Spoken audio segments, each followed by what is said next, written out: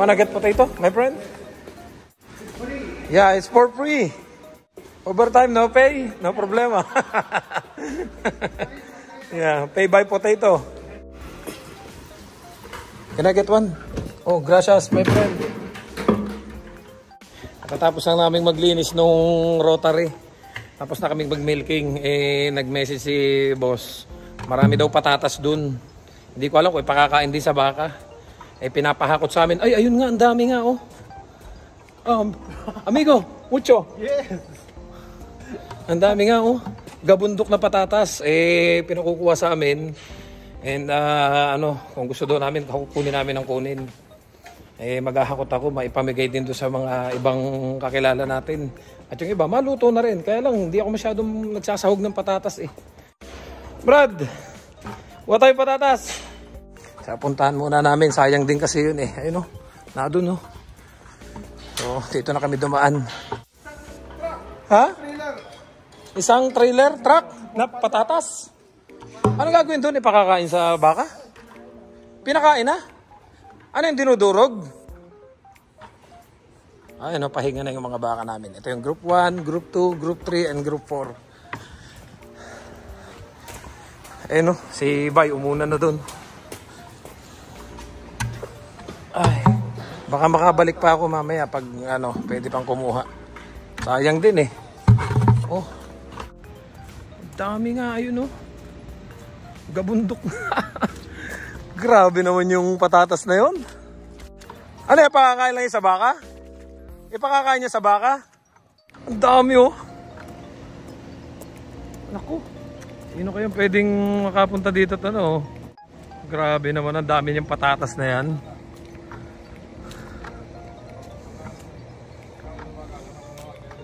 Grabe naman ang dami So kukuha lang kami nito, maghahakot ako at pamimigay ko din sa ilang kakilala natin. Kasi sayang din, pwede din pansahog to. Tama na, hindi namin kayang ubusin. Mabigat na rin. Tawagan ko yung ibang kaibigan natin, papuntahin ko dito kung makakasaglit sila. Kung gusto lang naman nila. Ayun, isa ko kasama. Ang dami din yung karga. So pamimigay ko din naman to, hindi ko din naman to mauubos, itong dala ko. Mailagay sa nilaga or sa mga kaldereta, mga ganun. Saka mabigat din Balik na lang ako mamaya. Makakuha pa at may pamigay doon sa mga kakilala natin dito na mahilig magluto. Uwi muna ako dahil naulan-ulan na gabi pa ang pasok ko. So baka pagkakain, babalik ako, kunin ko lang yung sasakyan para mas marami ako may karga. So nagbihis na lang muna kami. Ayun yung nakuha ko. Nalinisan ko na. Ito yung sa kasama ko.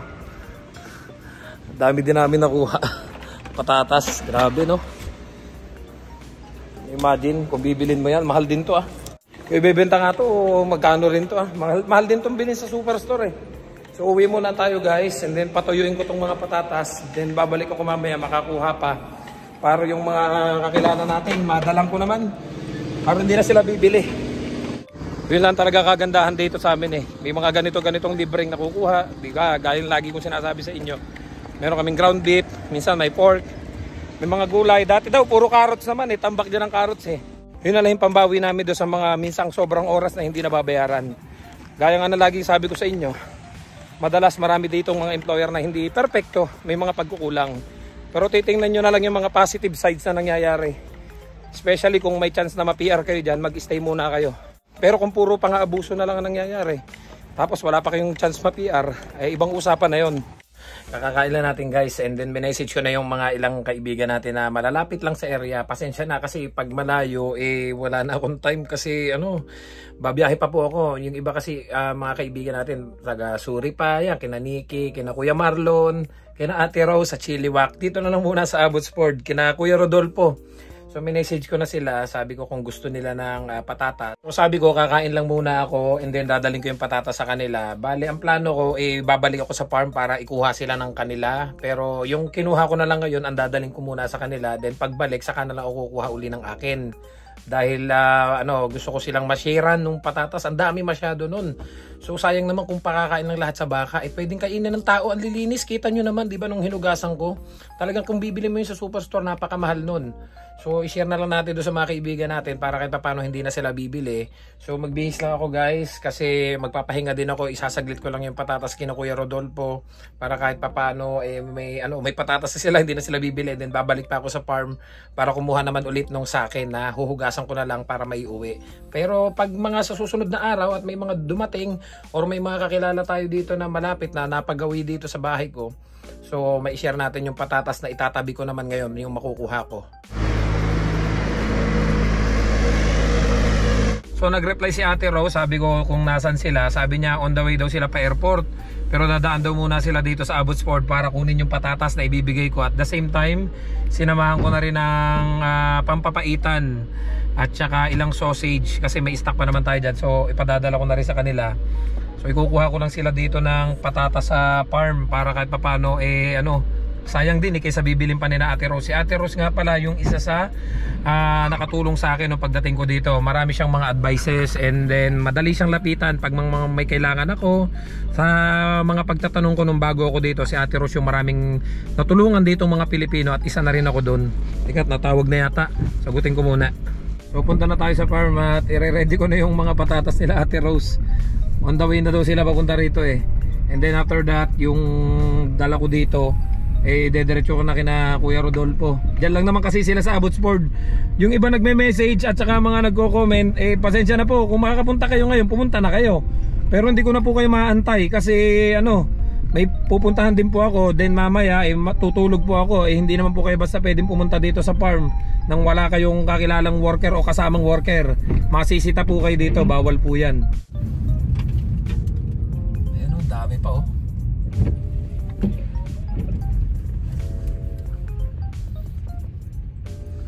tayo. So kukuha muna tayo ng patatas kasi parating si Ate Rose and then message ko na yung iba. Sabi ko pumunta na kagad ngayon dahil kung hindi sila makakapunta, paalis ako, ihahatid ko yung iba doon sa mga malalapit. Baka di nyo ako maabutan, bawal kayong pumasok dito sa farm kasi baka masita kayo. Ayan pa si boss, nagpapakain pa si boss. Papakain pa si boss ng mga baka and then ayan, hindi kayo basta-basta pwedeng pumasok dito dahil masisita kayo. So na dito lang naman. Pero kung kasama nyo ako or may kasama kayong ibang worker, yan, pwede po kayong pumunta dito. Tapos walang problema, bibigyan ko kayo dito. Pinamimigay na to sa amin so i-share ko naman sa inyo.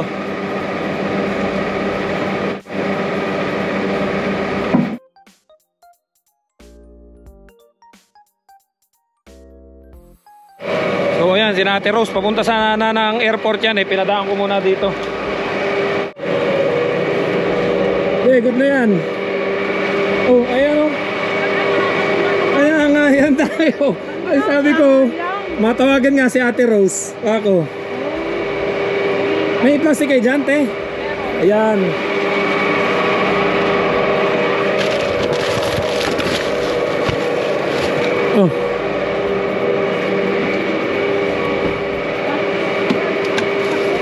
Ayan, dyan. Baka wala na nga bukas yan kaya sabi ko kunin nyo na ng kunin Dami ko yan hindi mo uubos yan. Sa tingin pa lang nakakaumay yun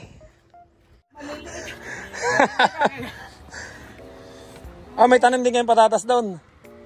May tanim din kayong patatas doon sa likod. Boss. Anak ni boss. Sige, akin. Ako pala dyan.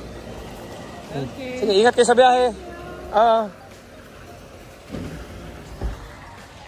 So, nakaalis na sila Ate Rose. Pinupuno ko na lang to para yung mga pupunta pa lang, hindi na sila punta dito. Baka mamaya kasi durugin na lahat ito at ipakain na sa baka.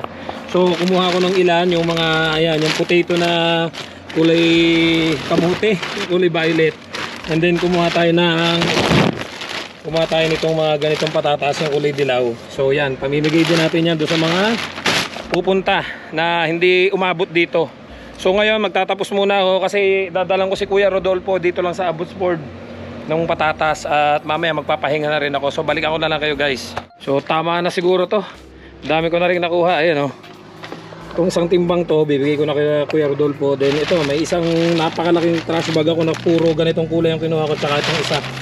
Pakarami niyan. So pamahagi natin doon sa mga kakilala natin, kaibigan natin na gusto. Kasi sayang din naman to. Hindi ko na talaga kayang ubusin. Napakarami pa rin yan. Oh. So alis muna ako guys, biyahe muna tayo. Dito lang naman sa Eagle Mountain, yung bahay ni na Kuya Rodolfo. Samahan nyo na lang ako.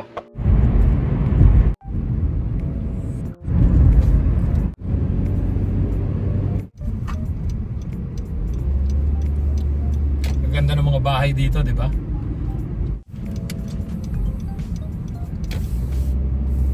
Yan, ito na tayo guys. Yung bahay ni na Kuya.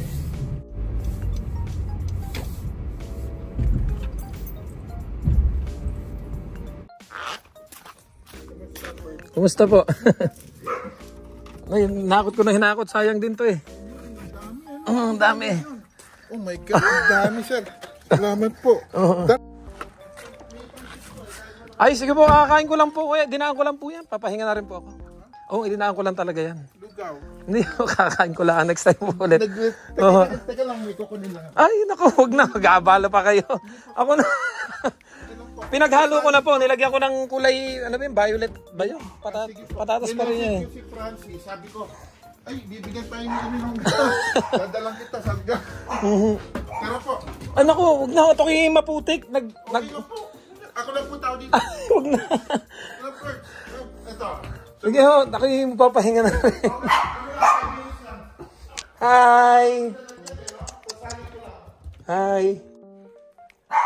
Ang ganda ng bahay ni Kuya Rodolfo. Diba? Opo, mamaya pa mong gabi.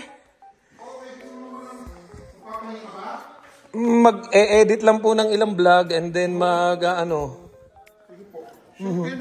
Oo, kakain ko lang at saka may pagkain din ako doon. Nagkabala ka pa. Hindi. Eh, ba't niluto po ni Mrs.?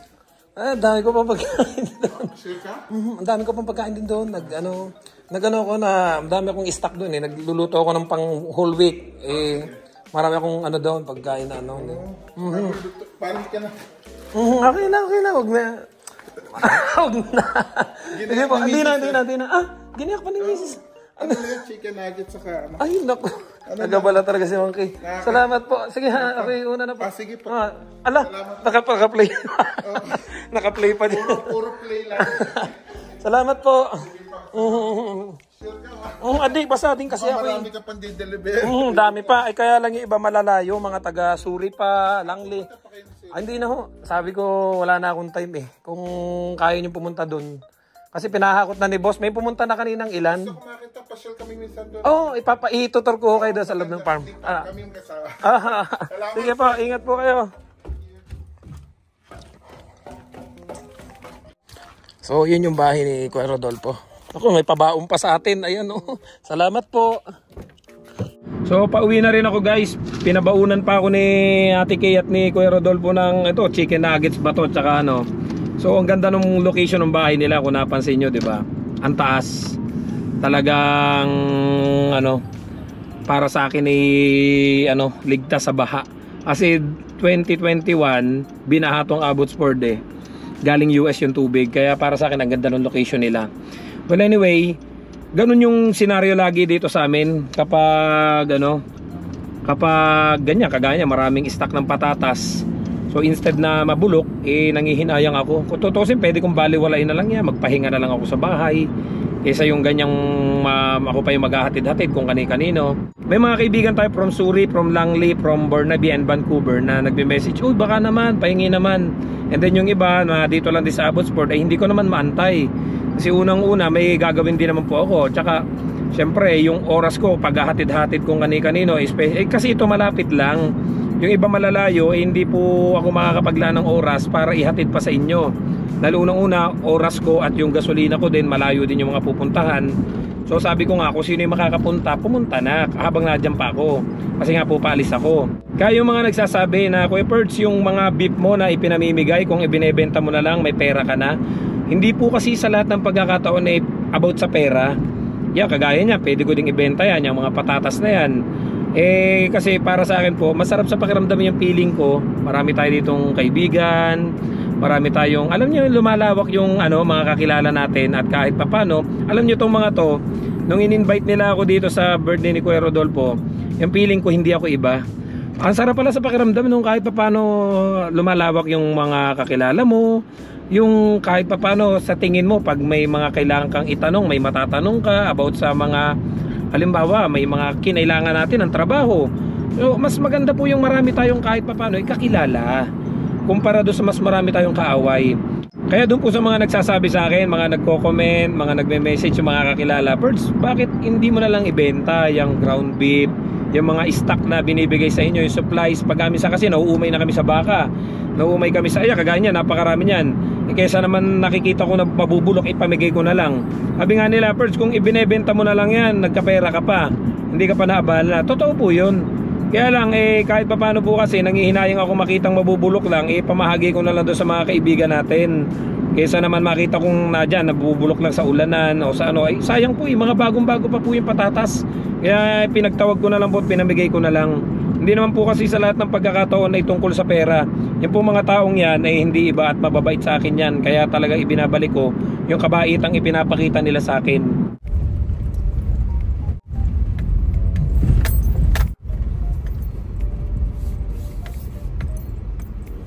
So kakauwi ko lang guys, papahinga muna ako. Doon sa mga pupunta pa lang, meron na akong stock diyan sa likod. Meron ako ng kulay violet na patatas, meron akong kulay dilaw na patatas. So patutulog muna ako. Kung pupunta kayo maya maya na lang, kasi may mga nag-message sa akin na kaibigan natin.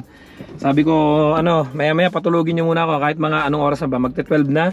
Kahit mga 5 siguro, puntahan nyo ako. Or kung hindi ko man maibigay ito sa inyo, meron pa doon, marami pa doon. Samahan ko na lang kayo pag pick up doon. So hanggang sa muli, see you guys sa next vlog. Don't forget to subscribe, like, and share this video para ito paano may idea kayo sa buhay naming mga dairy farmer dito sa Canada. Ang dami naming patatas, di ba? Hindi lang baka, yung mga stock namin dito. May gulay ding binibigay sila boss at saka stock ng eggs at kung ano-ano pa minsan na supply. So kahit pa paano nakakasave kami. See you guys sa next vlog. I love you all. God bless. Bye-bye.